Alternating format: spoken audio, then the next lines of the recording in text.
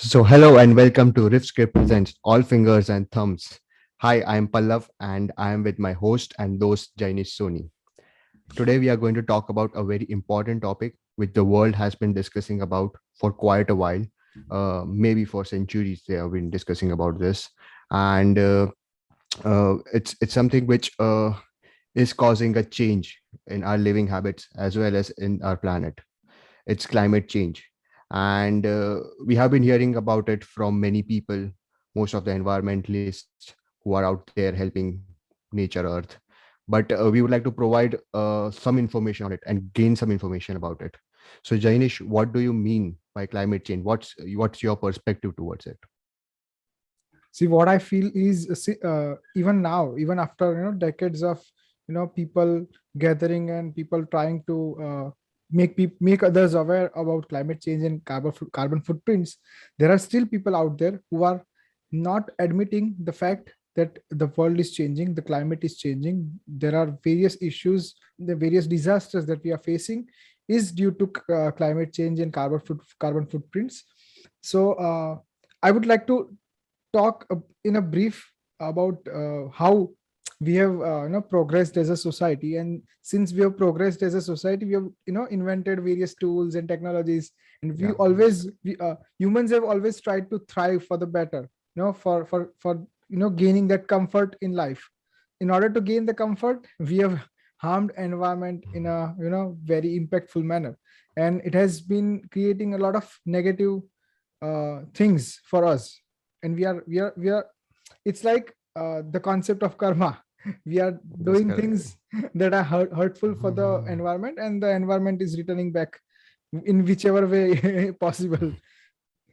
It's like what we are doing for nature. Nature is giving back to us Yeah, in some yeah. way or the other. And I know it's like it's been quite a while, or in past also there have been scenarios where people have been changing or try to change what Earth is behaving like, or what the human form is behaving like. So due to some maybe developing some new tools and technology, as you said.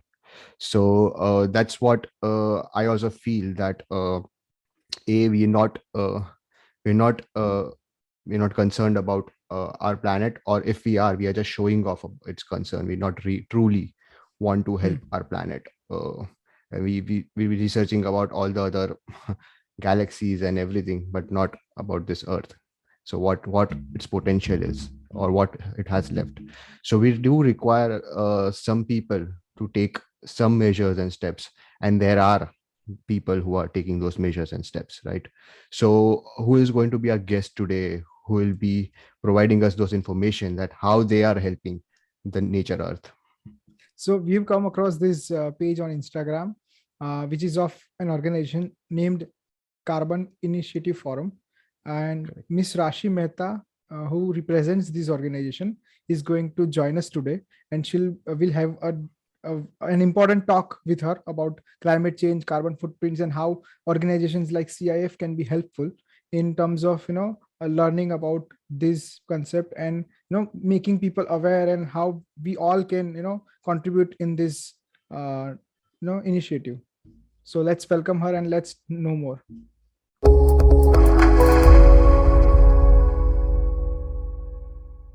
Welcome, Rashi. How are you? I'm doing great. How are you? Yeah, I'm We are great. I'm we are great. great. Yeah. Yeah, good. So we are so glad to have you here.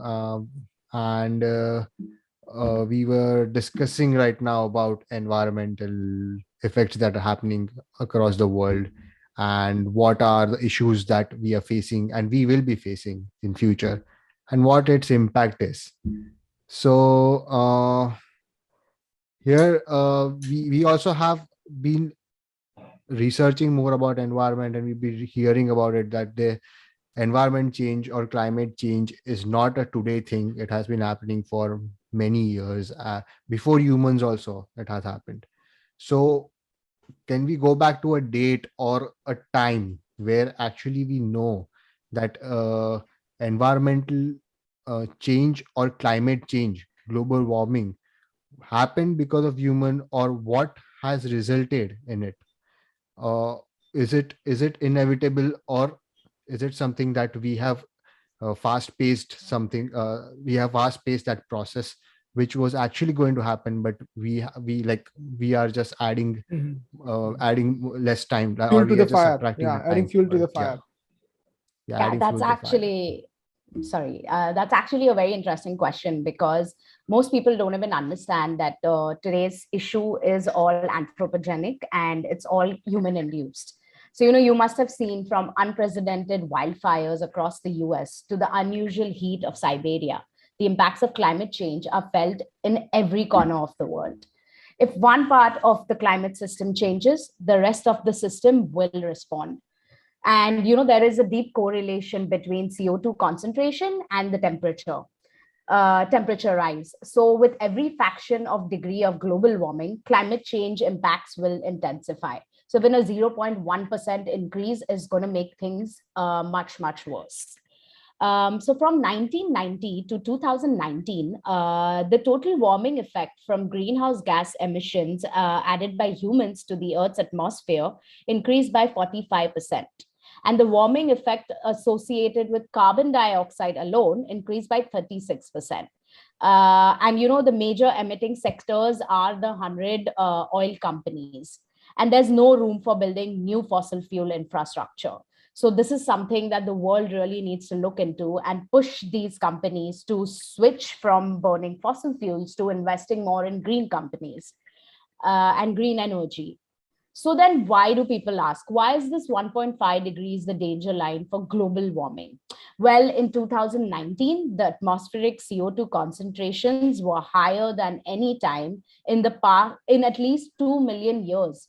And the concentration of methane and nitrous oxide were higher than any time in at least 800,000 years. Now, that's a very big jump. So, that's something that we should be worried about. And also between 2030 and 2050, climate change is expected to cause approximately 250,000 additional deaths per year. And there is an urgent need to align portfolios with the climate goals. Climate pacts that were launched in COP26 held last year need to revise this agenda for global businesses. Um, so I would say that overall, the world has been doing a lot since the past 50 to 70 years, which has added so much in so little time that we are going too fast and we need to really slow down if we want to tackle this problem. Yeah. Right. How But what you serious, how said, serious is it? Like, Sorry? how serious is it, like this problem? Because it's, The problem is is it, really serious because IPCC recently launched a report where they have actually said that we are way beyond the 1.5 degrees at the way we are, doing things. So we are actually now headed for 2 degrees, and 1.5 degrees has become like a dream for us. So, with every second that we're wasting or we're not doing something about the situation or pushing our politicians or pushing these, banks to invest in these fuel companies, etc., we're wasting a lot of time. And, every second the problem is getting worse. And if it reaches beyond a point like 2 degrees also, the IPCC has told us that the effects of it will be irreversible. So that's something that everyone needs to worry about. But currently I see the problem is that most people are busy in earning their money, building their lives, taking care of their families, and doing that normal societal process that we have built as human beings. And they don't have the time to think about all these things, and they keep thinking that this is not my problem, this is the problem of authorities or the government, which is where most people are going wrong. Because to tackle this problem, we need each and every single person to be aware and to get involved. Only then can we probably save our planet and ourselves. but Yeah, I the think that's good. but Sorry. there's a question that I have, that I always have, कि हम हमेशा Hmm. ये बात करते हैं कि industries को ये करना चाहिए, या फिर ओवरऑल लार्जर स्केल पर हम इतनी पॉलिसीज या इतनी सारी चीजें अप्लाई कर सकते हैं, क्योंकि हमें ग्लोबल Hmm. वार्मिंग से अगर हमें थोड़ा प्रोसेस को उसको स्लो करना हो, क्लाइमेट चेंज की प्रोसेस को, लेकिन हमें ये भी क्वेश्चन होना चाहिए कि डे टू डे बेसिस पर as a normal human being हम क्या क्या चीजें ऐसी करते हैं जो अल्टीमेटली मतलब जो अल्टीमेटली कंट्रीब्यूट करती है towards climate change and global warming, क्योंकि हम बहुत सारी एक्टिविटीज ऐसी डे टू डे बेसिस पर करते ही हैं, भले ही इंडस्ट्री ना हो, एज एन इंडिविजुअल भी। तो कौन सी ऐसी चीजें हैं जो Right. हमें ध्यान में रखनी चाहिए जब हम करते हैं डे टू डे बेसिस पर, जिससे अवेयरनेस रहे हमारे माइंड में कि हमें ये करने से बचना है या फिर इसको हमें प्रोसेस को चेंज करना है? Right. Yeah. So I would like to say here that, energy is one of the biggest contributors. So, say our fan, our fridge, our charging for the computer, any of it, So, it's said that 76% of the world's GHG is coming from the energy sector. So, and residential buildings make up the biggest sector in that.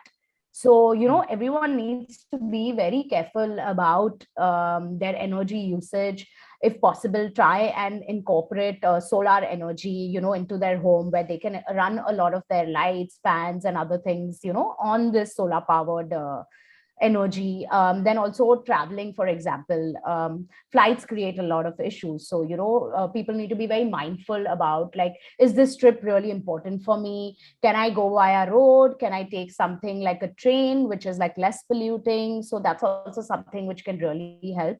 And I think one of the after energy, one of the most important things is to keep in mind your waste production, because the thing with waste is that burning any kind of waste creates GHG emissions, whether it's organic or inorganic. So, our consumption patterns need to change. It's not about consuming more eco-friendly things. It's about reducing your consumption. Because even to make eco-friendly things, energy goes, and other like resources are needed, etc. So what humans need to do is go back to those old village days, as I'd say, and just use things which are most important and basic, like water, eat some food, like this lavish lifestyle that we all have got pushed into because of the Western culture. That's something which is becoming a big problem, because also with waste, we don't have place to put this waste. We keep putting them in landfills, then again more and more gases are getting released, so the whole problem, like, everything we're doing is causing an issue. So I would say the main things would be to control would be your waste, your energy use, and your sorry, the third one was your travel. So if everyone takes care in these three sectors, I think each individual can make a big difference. I've had a recent conversation with a person who was into data analytics for the field of public transportation and stuff like that. So that person mentioned that building wider roads is not going to solve the problems. If we are building more bridges or we are widening the roads, is not going to solve the problems. Instead, what we can do as a society is create more public transportation systems, create more robust transportation systems which can help us with the traffic. That person was mentioning the aspect of traffic, but that can be really helpful if we consider the climate in that particular aspect, कि भाई climate को भी बहुत benefit हो सकता है अगर हम पब्लिक ट्रांसपोर्टेशन को ज्यादा करें use instead of using individual vehicles. Yeah, I totally agree with that. But then also in like a country like India, where it's so populated, like, we need to have more public transport and better facilities available, because currently there are so many people that even the public transport becomes so difficult for a lot of people to use. Or a lot of times, you don't have those, like for example, for me, I don't have a train station close to my house. So I have to first take a taxi to the train station, which is good, like it's a good distance. So, these kind of inconveniences also like make it a challenge for people, I suggest, I think. And even like this in Mumbai, for example, we are having the metro coming up, and the coastal road coming up. But the whole point of having the coastal road, they are trying to reduce, those choco block traffic areas, hotspots, but they're not still reducing the amount of cars that are going to be used. Now people will start thinking that, oh, the coastal road is there, the traffic will reduce, so I'm free to keep using my car because there's no traffic, so lesser pollution, I guess. Like, so people need to become more aware that they need to switch to sources which are less polluting, not just by having, like, the metro will help, but then again, the making the metro is causing so much air pollution in the air because of so much construction, for example. So there are a lot of cons and pros to a lot of things, but I think that development is a big problem, because the more you keep developing, you do need these things. Green development is also a problem, because making those things, like for example making those solar panels, making those EVs for so many people in the world, you need to mine so much, you need to extract so many materials from the planet, which is again a problem. So again, as I come back to, like, the consumption patterns is something that people really need to look into. Just by using an AC, like a EV, which is like an EV bus, which is giving you electricity, AC services.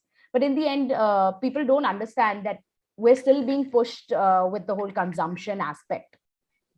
It's about green choices, but still a lot of consumption. So I think the consumption, like, people need to be more mindful about what they're consuming and try to live a simple life.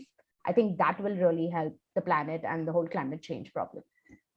Yeah, so it's like in transportation also, there are companies who are down developing electric cars, which can, or solar cars, which can actually run through electricity, don't require those fuels to be burned, right? Which in turn doesn't pollute the environment. So is that thing applicable? If that thing gets applicable to public transportation, it can make a huge difference, don't you think? Or there are companies or government who taking risk, like here in United States, they are trying to build a system where most number of people can use these electric cars, like made by Tesla, right? Or Ford is also making some. Yeah, just will that be one of the ways to prevent this consumption of fuel? So I think using public transport like trains, which are solar powered, is a very good solution, because you can put a lot of people inside that, like one train. But say, for example, I as an individual, I own my own EV. It's like every person again becomes a lavish person, where they all have their own cars, and people think that, okay, right, like right now the whole climate change aspect is just concentrating on our CO2 emissions, but we're forgetting the aspects of mining, which again is a big problem to the planet, and it all just adds on. So that way I would again suggest that living a lavish life, even though if it's green energy, is not the best way, and people need to be mindful of their consumption and the kind of things they use. Also, I feel like these EVs, for example, like, people need to, like in India, for example, most people don't understand this, that everyone thinks that, oh, if we switch to an EV and buy an electric vehicle, the problem of climate change will get solved. But the problem here is that people are not even aware that, say, if I have an EV and currently my building does not have the infrastructure for solar charging. So my building uses the entire electricity grid, which is the coal powered electricity that we use. So if I'm charging that solar EV, if I'm charging that EV on my normal electricity, it defeats the purpose, because that electricity burning is still putting those carbon emissions in the air. So, I try to explain this to a lot of people, and then they told me I broke their bubble, that they thought like this will change the world and like humans will survive. But okay, abroad they have more space, they are already developed, so they have space to make these solar power infrastructures. But in cities in India, which are so cramped, it's very difficult. Like, I have seen like societies have, but they are so little, where they have this solar powered and they're charging, like they're keeping it open for people who have electric vehicles to come and charge, outsiders also to come and charge their cars. But then this is so little of a fraction that majority I see that we are just still running on the normal electricity, and charging your EV on that is not going to do anything, and it's not going to help in any way. So even if we want to have an EV, we have to have a system where it's solar power charged. So we Then need infrastructure it makes along with the sense. vehicles, right? Yep, we pretty much do. Yeah. Interesting. And But most the people same, are not even aware. Yeah. yeah. But the key thing here, the paradox that I've observed, that the world has observed is, see, we do have, developing nations have this problem with population and the density of population and the space congestion, right? But Correct. and developed nations like United States, Australia, or some other countries, they have a lot of abundance of space and they have less people, but they are still they are the flag bearers of producing carbon footprints. How does that? So that creates a paradox. Yeah, so it's actually about the lifestyle choices one makes, as I said, that whole consumption aspect. So in the US, people are living a more lavish life as compared to like the 1.3 billion living in India. So today, more and more consumption is being pushed on us by businesses, and that is making things worse. So actually, we are trying to become like the US ourselves because we want more and more, and we want everything that they have. But shifting consumption patterns, particularly among the world's wealthiest, can slash the GHG emissions by 40 to 70% by 2050, as compared to with the current policies. So, if people actually like these, like Elon Musk, for example, like all these people, if they actually make a difference and they stop living these super lavish lives, I think that can really help tackle climate change as well. So here I'll explain to you a bit about what a carbon footprint is, which is the total greenhouse gas emissions caused by an individual, an event, an organization, a service, place or product, community, expressed as carbon dioxide equivalent. So for example, a new pair of clothes that you bought from a store. Carbon emissions are responsible at some point in all making stages from the start to the end. So everything that we are doing, everything that we're consuming, it uses water, it uses electricity, all of that is adding to the problem of global warming. So people can do something, at least become basically aware by calculating their emissions, which can be calculated for self, for family, for businesses, for events, and for flights. So knowing your CO2 impact on the planet can help you make sustainable life choices. It can help reducing avoidable emissions, and it can help in offsetting inevitable emissions. And one also needs to understand the different types of emissions for companies, which are scope 1, 2, and 3. So scope 1 covers direct emissions from owned and controlled sources. Scope 2 covers indirect emissions from the generation of purchased electricity, steam, heating, and cooling consumed by the reporting company. And scope 3 includes all the indirect emissions that occur in a company's value chain. For example, I, as an employee, went for a meeting. So that mode of transport that I use, for example, to go to the meeting. So that also should be calculated in my company's, emissions factor. So that will help me understand that every chain or every step, where and what emissions are being released. So that's when the company can understand that their overall emissions are this much, and then they can understand where can they reduce things from and what policies should they keep in place. So that brings me to a carbon footprint calculator, which can help an individual calculate their own emissions so they can understand where they can reduce things. So we at CIF have developed a carbon footprint calculator that estimates your footprint in 3 areas, which is home energy, transportation, and waste. So everyone's carbon footprint is different, obviously, depending on their location, their habits, and their personal choices. So through this calculator, one can measure their impact from energy, where, as I had mentioned earlier, that the energy sector produces the most GHG emissions, which are responsible for a whopping 76% worldwide. So for example, one can make a list of their household items that have been used to make energy, the pollution behind what is happening, such as the waste gas being released into the atmosphere, results in increased carbon. Like, for example, our ACs. Then the transport sector contributes approximately 1/4 of all energy related GHG emissions. So for example, anything has reached you, all these Amazon deliveries that we keep making, thinking life is so much easier and we can get everything in our hand. But for that product to reach you, a lot of energy is getting wasted and it's all going into the atmosphere and making things worse. So again, it comes back to the topic of consume less. Flights are also a big problem as aviation produces around 2% of the world's man-made emissions of carbon dioxide.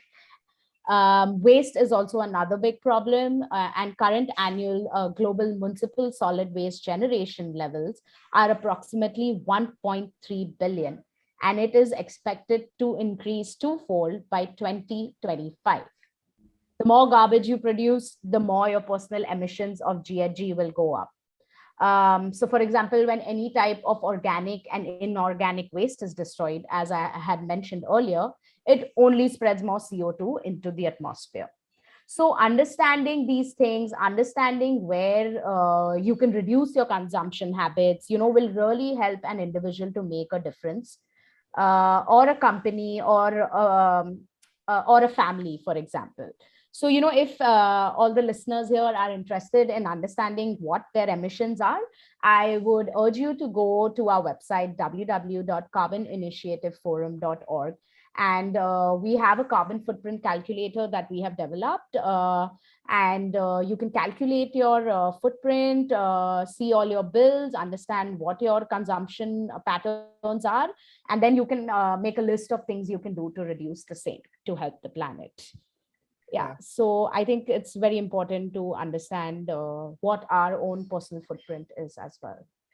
Yeah, such calculators help individuals understand their carbon emissions and their own patterns of consumption, and they can be more aware of how they should tackle things as an individual. Because हमें हमेशा ऐसा लगता है कि मतलब हम अकेले क्या ही कर लेंगे, मतलब हमसे ही क्या ही होगा. Exactly.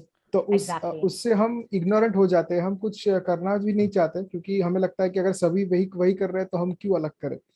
So one needs to be more aware, and such calculators can be really helpful. So that brings me to the question. I'd just like to add one point. Like in India, also, I feel like everyone has a herd mentality. कि एक कर रहा है तो सब करते हैं. Yes. So that's something that people need to break, and start thinking for themselves and start thinking for the planet and for the climate. Only then can we break from this chain and actually be like individuals who can add at least even if a little every day. I think that will also make a big difference. That's what it is. It will like break their comfort level. So Right. वो कोई नहीं चाहता कि मेरा comfort level टूटे. Exactly. Because now we've reached a point in like the 21st century where technology has made everything like so comfortable and easy that it's too difficult for people to go back to those simpler times. So that is also a very big challenge that I mean, we need a lot of strategies to plan that out, I guess. Correct. पर अभी चीजें ऐसी होती है जैसे अभी हम podcast कर रहे हैं ना, तो वैसे तो दिन में हम कभी वो हमारा इलेक्ट्रिसिटी का यूज इतना होता नहीं, लेकिन अभी जैसे मेरा ही एग्जांपल ले लेते हैं तो मैंने 3 या 4 लाइट्स ऑन कर रखी है और my laptop is on charging mode and I have this mic connected, so the energy consumption is getting more. Exactly. And I actually even try to speak like we have a society in our building, and we use normal electricity, and I'm actually planning like they're having this new committee that's being set up, and I'm going to actually go to the committee and ask them that what are you doing? We have a terrace, why can't we install a solar, a panel and etc. So my building, because I think that's the best way for people to bring about change, because everyone can't keep waiting for their societies or the authorities, to keep coming up with things. Sometimes people need to take their own initiative, go to their building society, the heads who are making all the decisions, and tell them that what are you doing? We have this space, let's do this, So we ourselves can become those influencers as well. So the more informed we are, the more educated we get, I think we can push the people in power to even make a bigger difference. So yeah, I think that's also very important. Yeah, individual level. Yeah, we are also working on individual level. That's also correct. Yeah, but government is also trying to impose some few laws or policies and trying to build new policies, right? So what they want to like talk about what kind of policies are government actually focusing on providing to or developing these policies and imposing them on people, especially in countries like India where there's a lot of population. So yeah, that's what. So I'd actually, before getting into like our Indian national level policies, I'd like to speak a little about the Paris Agreement, which is the international agreement on climate change. And this happens every year where there are a lot of countries involved, like member states. And every year they set targets and on how they can limit global warming to 1.5 degrees. So the COP21 or the Paris Agreement led to a new international climate agreement applicable to all countries, aiming to keep global warming at 1.5 degrees to 2 degrees, in accordance with the recommendations of the IPCC, which is the Intergovernmental Panel on Climate Change.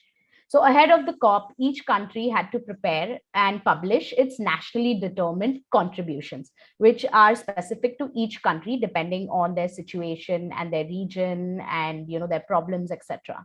And as per the Paris Agreement, all signatories are required to plan and implement adaptation measures through national adaptation plans, which, like, for example, in India, we have the National Action Plan on Climate Change, the studies, the monitoring of effects, and the green investments.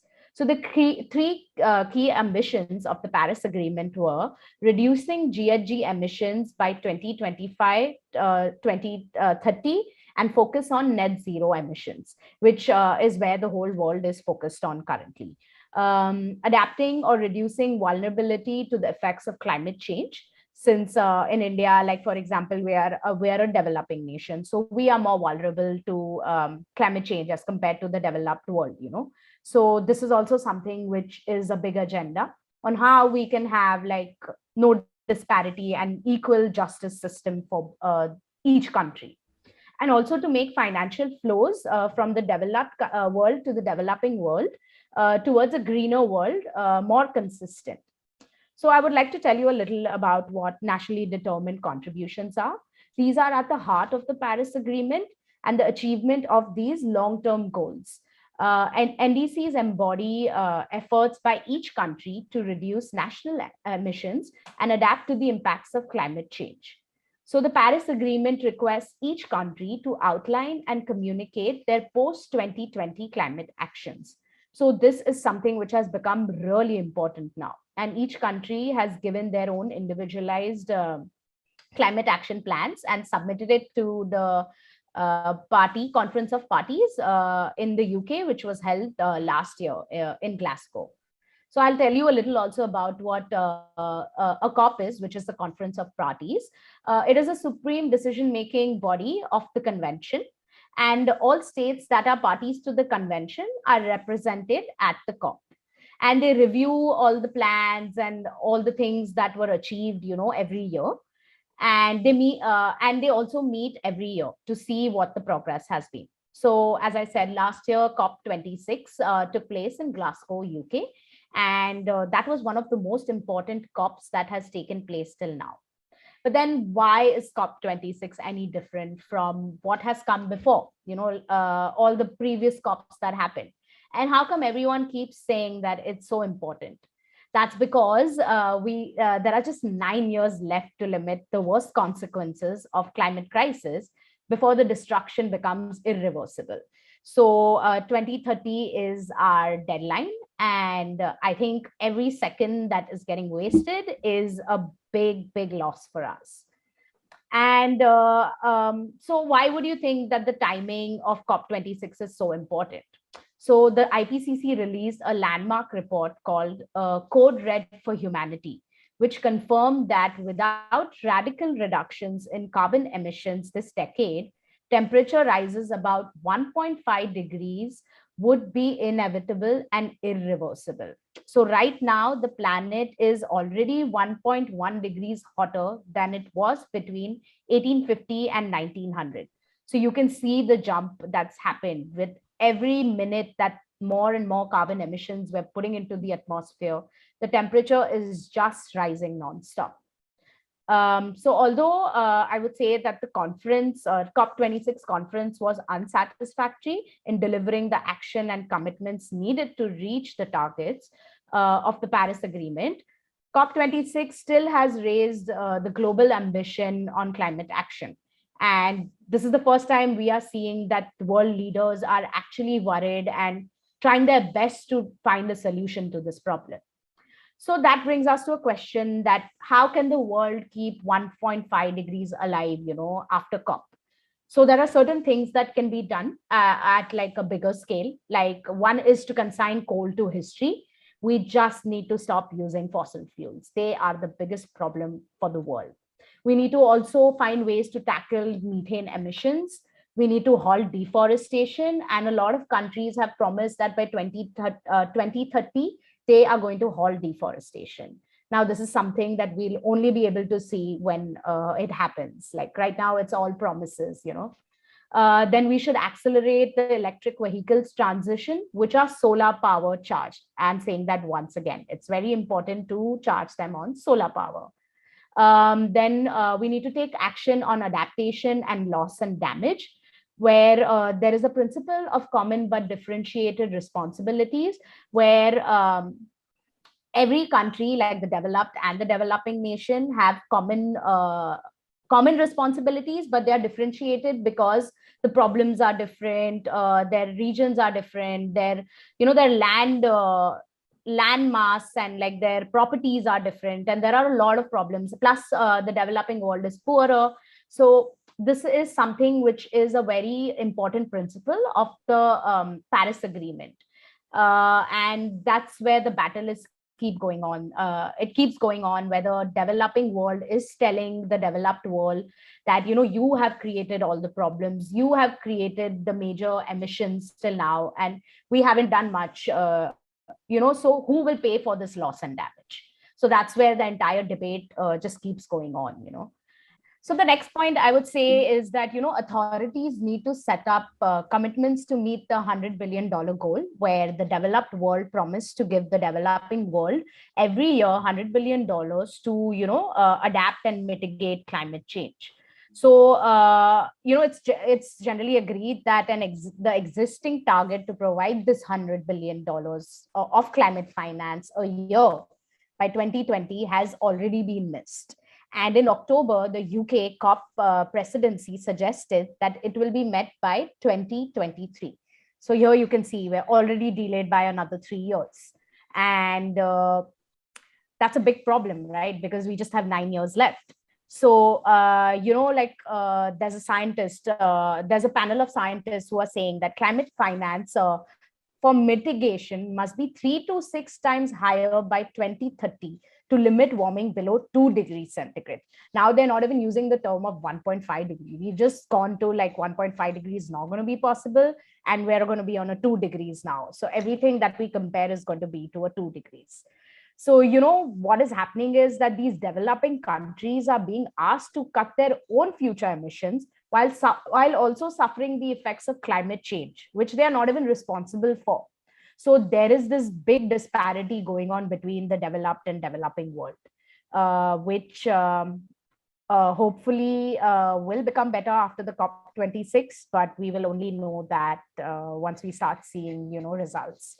Also, another important aspect is to increase the transparency on climate disclosures by all companies. We can understand that what measures are they taking to tackle this problem, and how is their business reducing the emissions and helping the planet heal. Also, there's one more important thing which is always left behind, which is the importance of indigenous people's imperative in climate change policy, because they are the ones who know these old methods. They know what are the methods that work for our planet.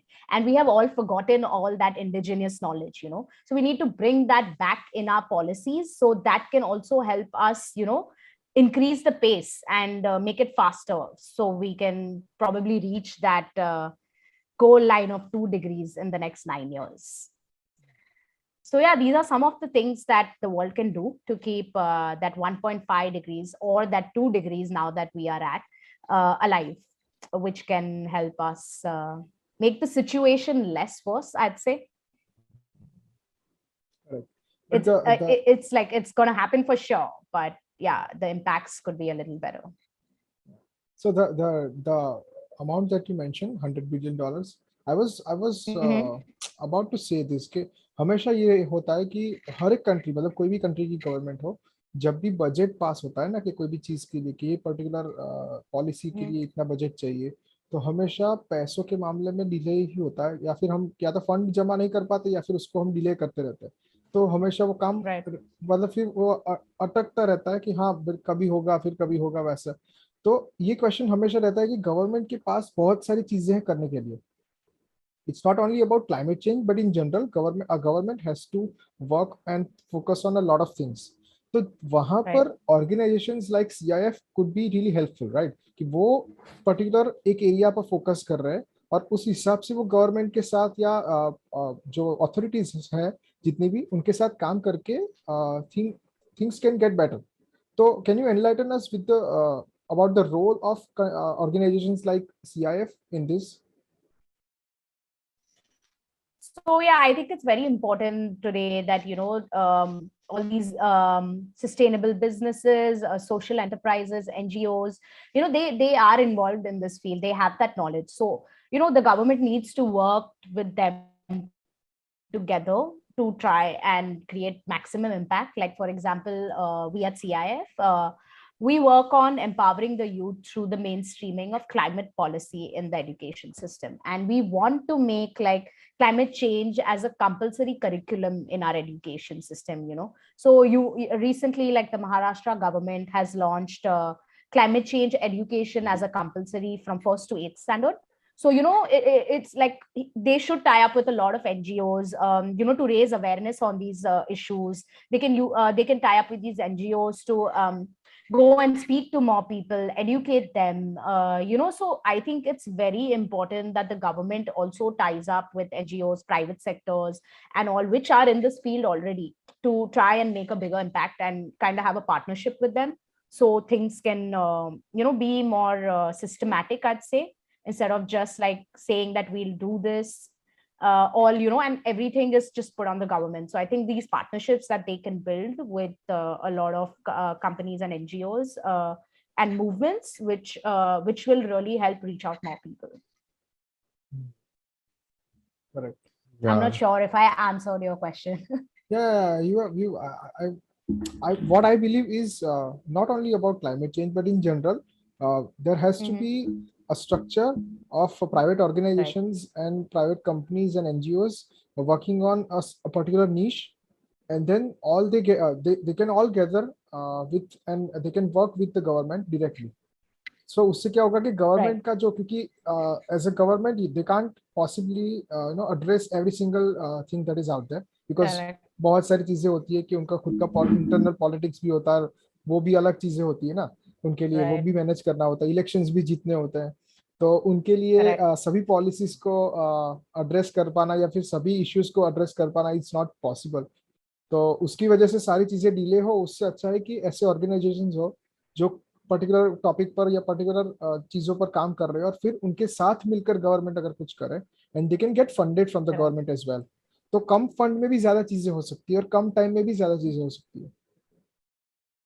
That's also, like, for example, this was very nice. So I'm again speaking in the climate aspect, but this can be done for anything. Where Aditya Thackeray, which is our environment minister for Maharashtra, he has come up with a Mumbai action plan, and he's come up with these few thematic areas. So for those, the plans that he launched, he had these online webinars where the citizens of Mumbai city were invited to join for free, and they could put in their questions, they could give their suggestions, and get involved more and more, join certain initiatives, so that the policies and the entire plans which are made, like, the people are also aware and their feedback is also taken into consideration. So it's like everyone is involved, and then the plan is taken. It's not just like the government said, ha, ye policy hai, and that's all we'll do. So it's very important to involve the citizens as well in the entire planning and planning process, and I think that will also really help, other than just working with companies and NGOs. yeah, that's also important because government जो है, they're trying their best to implement all these policies, and also citizen needs to be more aware about these policies and also help the government. But Yeah, the people few need to get more involved. Yeah, that's correct. So but there are a few things the government are doing for people as well. Like for example, there is something called circular economy, right? Right. So they're trying to make people aware about it. They're also trying to make policies on that too. So वो चीज़ क्या है? What is circular economy and how will it be beneficial for us or for this climate change? Yeah, so the circular economy concept is something which can really help because in our current economy, if you see, we take materials from the earth, we make the products from them, and then we eventually throw them as waste. So this process is a linear process. But in a circular economy, the process goes by contrast, where we stop the waste from being produced in the first place. So the circular economy is based on three principles driven by design, which is eliminate waste and pollution, circulate products and materials at their highest value, and regenerate nature. So, for example, I can talk about this company called Gerard Street, where they launched headphones as a service. So, they came up with a subscription service for its modular headphones. So, this modular design allows 85% of the components to be reused. Products are durable, standardized designs, meaning fewer version materials are used to create these new headphones. So, again, lesser mining, which is again a win win for everyone. And this subscription model allows Gerard Street to recover and recycle headphones at their end of their life. So, this entire process is a circular economy process where you put back what you have already taken. So that way it's just going as a round and it keeps getting used again and again. So I would like to say that our Indian government is also driving transition from the linear to the circular economy. And there is a lot being done at their end to bring this entire process. Because in India, again, we have a lot of waste generation. So we have so many opportunities to, use the same, which can do wonders, and it will also help our landfill problem as well. So the government currently has been actively formulating policies and promoting projects to drive the country towards a circular economy. It has already notified various rules like the plastic waste management rules, the e-waste management rules, the construction and demolition waste management rules, metals recycling policy, and there are a lot of policy in this regard. And since its constitution, the Niti Aayog too has undertaken several initiatives to ensure sustainable economic growth. So, direct initiatives were taken to address the challenges in the utilization of waste as a resource and to evolve a perspective on the recycling industry in India. Progress has been made in promoting the usage of fly ash and slag, for example, which is produced in the steel industry in other sectors. Same way, like in India, we have also tried to use plastic waste, which are the small crumbles that come out once you have charred the whole thing. They are being used to make roads. So, that way there's a lot that can be done if we just put our mind to it, and we can reuse a lot of things that come out as waste. So, that is something that can really help the world. Waste, as I had mentioned earlier, waste is a big problem to the whole global warming scenario. And I think there's much more scope, which more and more, I think businesses should get involved in this. And the recycling industry, I think, is going to just keep growing. Yeah, it's a new way of best out of waste, I think. Yeah, that's how we can term it or quote it. Yeah, Uh, or like just not even recycling, like even upcycling, for example. You just take your old things and then you make something new out of it. So instead of throwing it, you're just giving it a new life. So say I have a lot of scrap fabric, I can just, make something creative out of it, for example. yeah. Or like a waste bottle, I can make like a showpiece out of it. You can do so many things instead of just throwing these things away. Or a lot of people take these plastic one-time plastic use bottles and they're making like pots out of them and growing plants in it.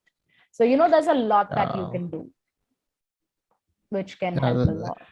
yeah, that's also like private organizations like and big billionaires also being a part of that, like making resources out of those waste that we or human Right. waste or something like that. For example, Bill Gates doing trying to implement that for like producing water from human waste. something like that. Yes, So it's just circulating within ourselves only, rather than wasting it into the correct. environment. So that's also great. Yeah. So what are the ultimate measures that we need to take in order to prevent this environment change that we are talking about right now? So I'd like to speak a little more in reference to India, as I've already spoken about the Mhm. International Climate Agreement, where the main focus of the Paris Agreement is the adaptation and mitigation of climate change and the problems that are getting created from it. So under that, the Indian government, for example, has launched Indian policies on climate change, which is called the National Action Plan on Climate Change. And there are 8 missions under the NAPCC, which includes the National Solar Mission, the National Mission for Enhanced Energy Efficiency, National Mission on Sustainable Habitat, National Water Mission, National Mission for Sustaining the Himalayan Ecosystem, National Mission for a Green India, and the National Mission for Sustainable Agriculture. And the last one is the National Mission on Strategic Knowledge for Climate Change. So, under all these missions, there are certain sub goals that need to be achieved. And there is also the introduction of this concept of ESG for companies. So, ESG stands for environment, social, and governance. So, in response to the pressures from government, investors, NGOs, and other stakeholders, many large corporations today have adopted a variety of carbon and energy management practices and set targets to reduce their GHG. So, a growing number of firms are being evaluated on the environment, social, and governance criteria. And this has become the new mantra, of ESG, which is a triple bottom line approach. So, the triple bottom line is a sustainability framework that measures a business's success in 3 key areas, which is people, profit, and the planet. So this is also picking up a lot, and more companies in India are also adopting the same. So I think there's a lot that we have in place for policies, but now the entire implementation game is what is going to really make a difference. Hmm, interesting. If So I'd like to before say, conclude, actually, India has a lot more policies than the developed world, where we have so much that we can do and we have every policy in place. But implementation is where I is see the lag is happening. correct, correct. So before concluding, I do have this last question. If someone wants to be more aware about all these missions and all these policies, and if we want to the things that you mentioned about the calculator, it is there on your website, right? But if we want to explore Yes, that's more correct. things about carbon footprints and climate change, where can we go and read stuff, and where can we be more knowledgeable about this? So we actually at CIF currently are developing a resource library where we have different chapters. So anyone who wants to get more aware can come and they can read more and more. Where we've given a few short summaries and people can get the gist of it. And if they want to dig in deeper, they can obviously go and read the entire papers or articles that we put up.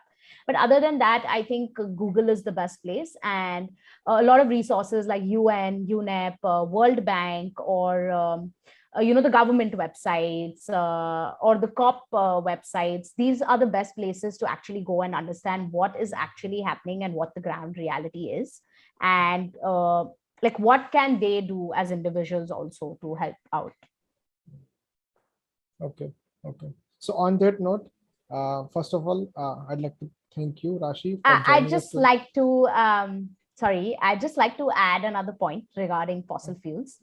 Okay. That the question is, have we learned the lessons on the impact of burning fossil fuels yet? And I would like to say that climate change is the result, as I said, for our demand for energy. And emissions from burning fossil fuels, coal, oil, natural gas are the reasons that the world is today on the edge of precipice. Um, so, the 2020 report of IPCC reiterates that the impacts of a warming planet will be catastrophic. And although coal power plants are beginning to be retired across the US and Europe, some international development banks are still investing in new coal capacity. So, that is something that we should really worry about, and urge these banks to stop investing in new coal projects and instead put their money into green infrastructure and green energy.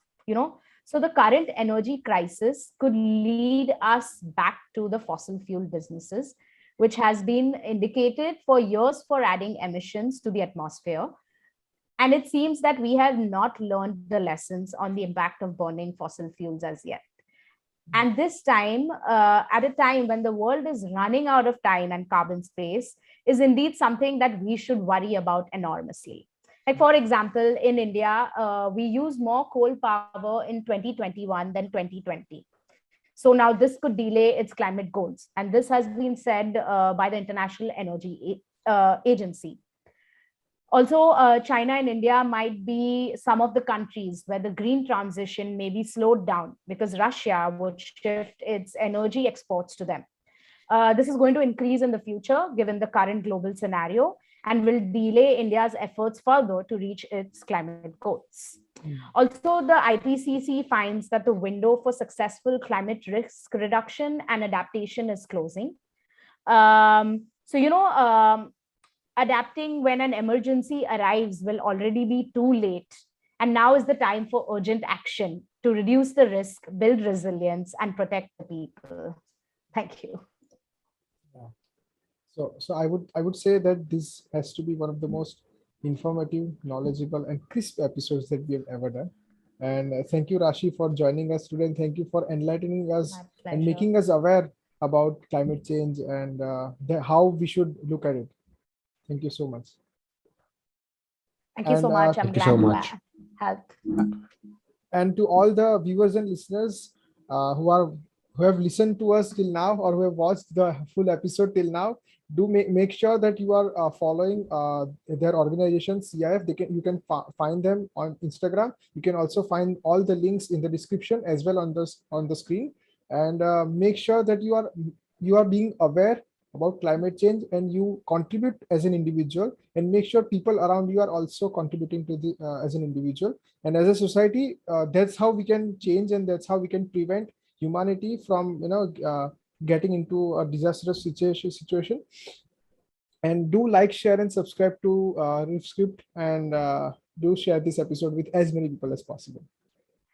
I'd just like to add one thing. We're already in a disastrous situation. So maybe Okay. people should wake up and try and Yeah. reduce those impacts. It's already like it's there. People shouldn't think that it's still coming. It's there. Yeah, correct. Right. Correct. So stay home, stay safe, and goodbye, good night, good afternoon, good morning, Thank you, whenever you are everyone. listening. Yeah, bye-bye. Yeah. Thank you for having Thank me. you. It was a pleasure. Yeah, same. Yeah. Bye-bye. Thank you so much. Bye.